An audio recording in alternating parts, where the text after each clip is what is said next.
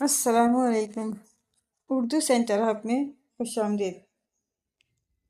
ایک گاؤں کے خوفناک آپ بیتی آپ سے بیان کرنے جا رہی ہوں۔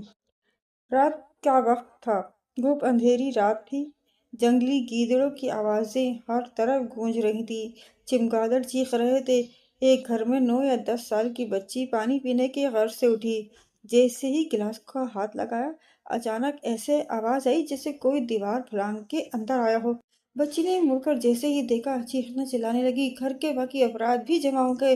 لڑکی نے سامنے کی طرف اشارہ کیا، گھر والوں نے دیکھا 4 درندے سفید کفن پہنے، آنکھوں کے گرد سیاہ حلقوں سے بھرے ہوئے، دانتوں میں خون ہے، لمبے قد، سیاہ موٹی موٹی آنکھیں، ماتھے سے باہر آئی ہوئی تھی، لمبے ہاتھ، لمبے لمبے دانت، گندے کفن، ایسا لگ رہا تھا جسے ابھی قبر سے اٹھ کر آئے ہوں۔ گھر والوں نے شور مچانا شروع کر دیا، درندے بھاگے، کبھی کسی کے گھر کبھی کسی کے گھر، اس طرح پورے گاؤں میں شور مچ گیا۔ لوگ گھروں سے باہر نکل آئے، کتے ہر طرف بھونکنے لگے، ماؤں نے اپنے بچوں کو اپنے دوپٹوں میں چھپا لیا۔ گاؤں کے ایک بزرگ جن کا نام شمس الدین تھا، گاؤں والوں سے مخاطب ہو کر کہا، نوجوان ہتھیار اٹھا لو، درندوں کو گروپ کے شکل میں تلاش کرو۔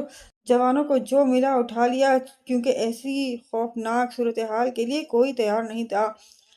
خیر، نوجوانوں نے گاؤں کا چکر لگایا، کچھ نہیں ملا، سب اپنے گھروں میں چلے گئے۔ صبح تک گاؤں میں خوف و ہراس پھیل گیا تھا، انسانی نقصان کوئی نہیں ہوا، لیکن ایک گھر کی 2 بھیڑیں غائب تھیں۔ گاؤں کے بزرگوں نے درندوں کے پاؤں کے نشانوں سے سراغ لگانا شروع کیا کہ نشان کہاں تک جاتے ہیں۔ پاؤں کے نشانات قبرستان تک جا پہنچے۔ جب قبرستان دیکھا گیا، جو بھیڑیں غائب ہوتی ان کا سر اور ہڈیاں پڑی تھیں۔ گاؤں میں مزید خوف پھیل گیا۔ گاؤں میں ہر طرف خوف و ویرانی پھیل چکی تھی، ہر جگہ ہر کھیت دوپہر سے پہلے خالی ہو جاتے۔ گاؤں کے سمجھدار بزرگ شمس الدین نے گاؤں والوں سے کہا، ہمیں پولیس کو اطلاع دینی چاہیے، لہٰذا چند افراد پولیس کے پاس گئے۔ آفیسر نے کہا، آپ رات کو گاؤں کے نوجوانوں کو ہوشیار رکھیں، کوشش کریں کہ انہیں پکڑ لیں، ہم صبح آئیں گے۔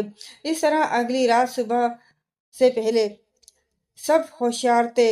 جب اندھیرا شدت اختیار کر گیا اور سردی میں جوانوں کو آگ کی گرمائش میں سونے لگے، اچانک ایک کتے کی خوفناک آواز نکلنے لگی جیسے کوئی اسے جان سے مار رہا ہو۔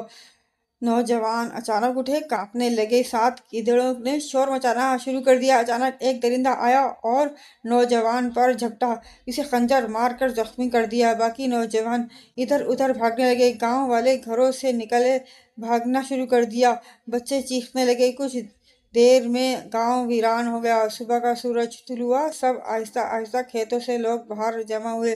خیر، گاؤں کے باقی لوگ اپنے گھر گئے تو معلوم ہوا مویشی غائب تھے، کچھ کی گردنیں پڑی تھیں، گھروں میں کہیں خون تھا، کچھ پالتو کتے مرے ہوئے تھے، 2 نوجوان زخمی تھے، ایک کی طبیعت زیادہ بگڑ گئی، اسے اسپتال لے کر گئے۔ صورتحال کنٹرول سے باہر ہو گئی۔ بزرگ شمس الدین نے سب کو اکٹھا کیا، پولیس اسٹیشن گئے، پولیس بھی ان کے ساتھ گاؤں آ گئی۔ پولیس نے کہا کہ رات کو تو ہم آپ کے گاؤں میں رہے گے۔ شمس الدین نے کہا، بہتر ہے آپ انہیں کسی جال میں پھنسائیں۔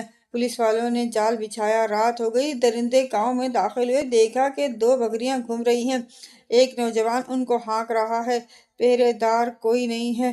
درندوں نے اچانک حملہ کر دیا۔ پولیس ہر طرف چھپی ہوئی تھی، ایک سپاہی باہر آیا، اچانک ایک درندے نے خنجر مارا، سپاہی زخمی ہو گیا۔ دوسرے درندے نے بکری کو اٹھا کے جیسے ہی بھاگنا شروع کیا، پولیس نے گھیر لیا۔ درندے کوشش کے بعد گرفتار کر لیے گئے۔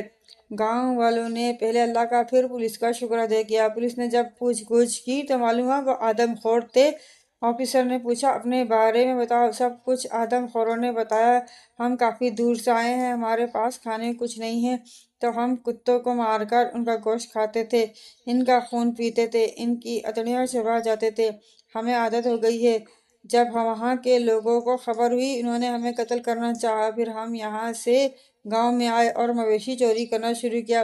اگر ہمیں ایک دن خون والا گوشت نہ ملے تو ہم پاگل کتے کی طرح ہو جاتے ہیں اور خود کو کاٹنے لگتے ہیں، ہمارا دماغ پھٹنے لگتا ہے۔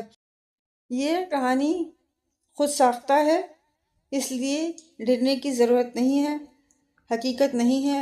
آخر میں اس لیے کہا جا رہا ہے کیونکہ ہم لوگ پاکستانی نفسیاتی مریض ہیں، مرد و خواتین جنات وغیرہ سے ڈرنے لگتے ہیں، جعلی پیروں کے چکروں میں پڑ جاتے ہیں